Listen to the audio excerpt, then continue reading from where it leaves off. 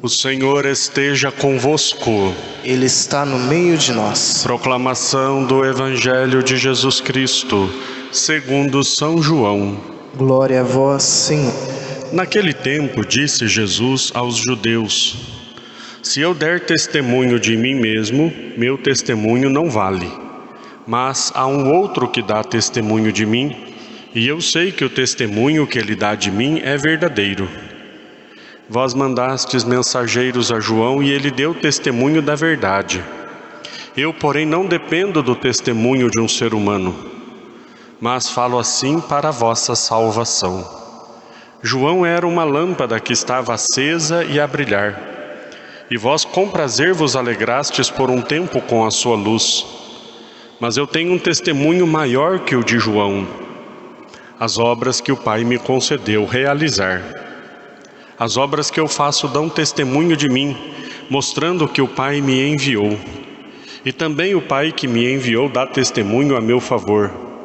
Vós nunca ouviste sua voz, nem viste sua face, e sua palavra não encontrou morada em vós, pois não acreditais naquele que ele enviou. Vós examinais as Escrituras pensando que nelas possuís a vida eterna. No entanto, as Escrituras dão testemunho de mim, mas não quereis vir a mim para ter a vida eterna. Eu não recebo a glória que vem dos homens, mas eu sei que não tendes em vós o amor de Deus. Eu vim em nome do meu Pai, e vós não me recebeis. Mas se um outro viesse em seu próprio nome, a este vós o receberíeis. Como podereis acreditar, vós que recebeis glórias uns dos outros, e não buscais a glória que vem do único Deus? Não penseis que eu vos acusarei diante do Pai. Há alguém que vos acusa, Moisés, no qual colocais a vossa esperança. Se acreditasseis em Moisés, também acreditaríeis em mim, pois foi a respeito de mim que ele escreveu. Mas se não acreditais nos seus escritos, como acreditareis então nas minhas palavras? Palavra da salvação.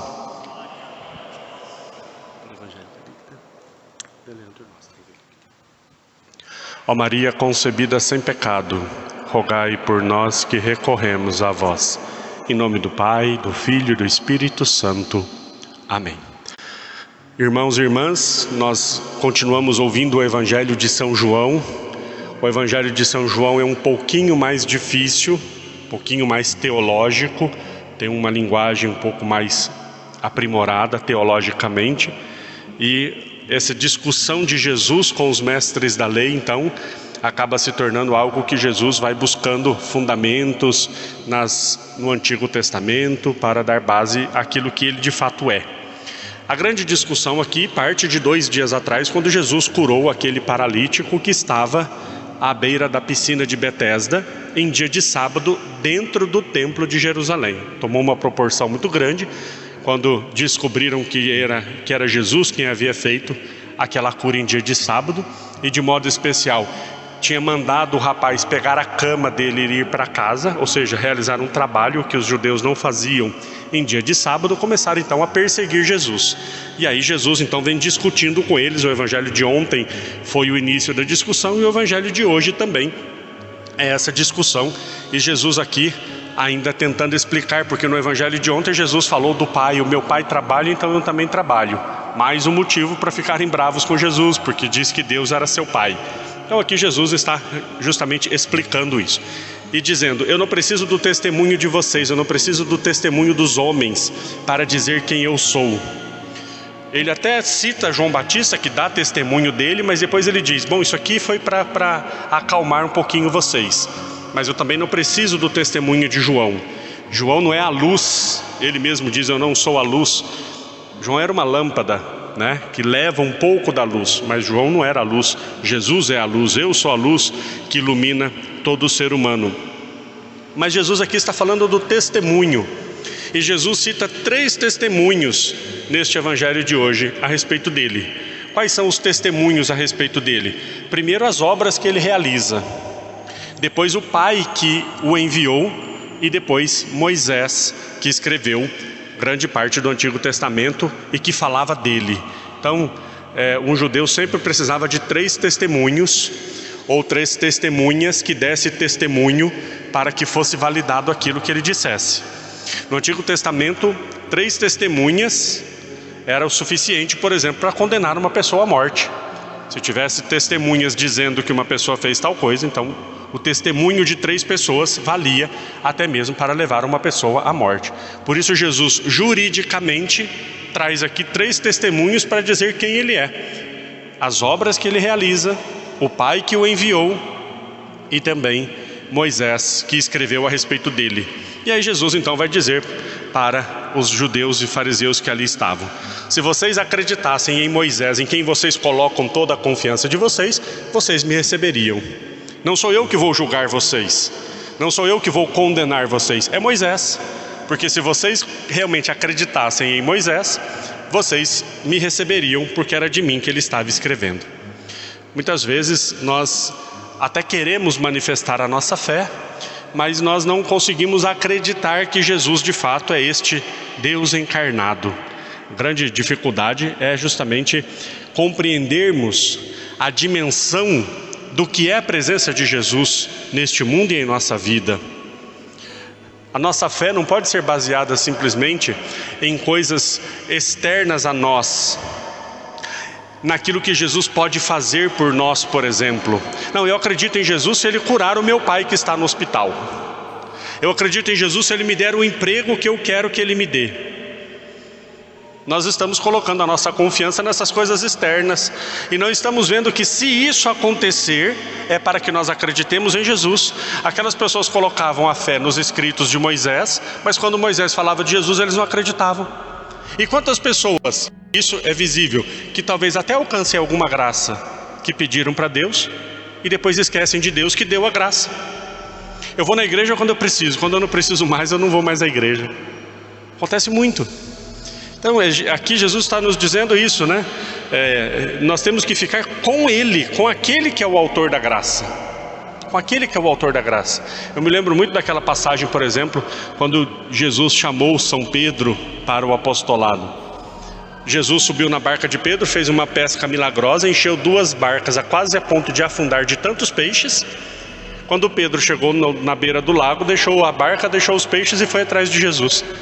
E nós poderíamos pensar, mas não tem lógica, agora Pedro ficou rico. Agora o empreendimento de Pedro, que é a pesca, deu certo. Uma pesca dessas deixou ele rico naquilo que ele fazia e ele abandonou tudo e foi atrás de Jesus. Por quê? Porque ele não queria ficar com o milagre, ele queria ficar com o autor do milagre. Aquelas pessoas, e Jesus aqui fala ainda, vocês examinam as escrituras pensando que nela está, vocês vão encontrar a vida eterna. Mas as escrituras falam de mim, então venham a mim, mas vocês não vêm a mim para ter a vida eterna, né? Aqui, claro, não é a mesma coisa, mas nós poderíamos até dizer também, tem gente que examina a palavra de Deus hoje e até distorce a ponto de fazer coisas erradas baseado na palavra de Deus. Ou seja, pensa que na letra da Bíblia vai encontrar a vida eterna, mas a Bíblia fala de uma pessoa, e essa pessoa é Jesus Cristo. Eu tenho que ter intimidade com esta pessoa, de quem fala as Escrituras, é óbvio, mas que fala mais do que falou nas Escrituras. Continua falando pelos sacramentos, continua falando pela história da igreja, continua falando em 2000 anos de tradição, de pregação, de apostolado, de santidade, de ação do Espírito Santo. É um erro gravíssimo que começou lá em 1500 e pouco com a rebeldia do então frade Lutero, dizer que só a escritura, a letra da Bíblia tem a revelação completa. Não, a Bíblia fala de uma pessoa, mas essa pessoa ultrapassa o que o livro fala dela. Essa pessoa é Jesus Cristo. Jesus Cristo está vivo, está ressuscitado, está vivo na história, continua agindo, continua operando através da sua igreja, através dos sacramentos, através dos seus ministros, através da história. E é nesse Jesus que nós precisamos colocar a nossa confiança.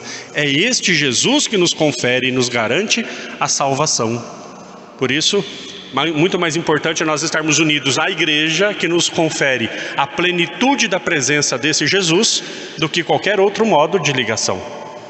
estarmos unidos à igreja que Jesus deixou neste mundo, né? Os sacramentos, a Sagrada Escritura, a tradição, o magistério, tudo aquilo que nos garante que nós estejamos intimamente ligados, unidos de forma radical, ou seja, na raiz, a Jesus Cristo, nosso Salvador. Que essa salvação alcance cada um dos nossos corações e alcance também todas as pessoas pelas quais nós rezamos e pedimos nesta Santa Missa. Louvado seja nosso Senhor Jesus Cristo. Para sempre seja louvado.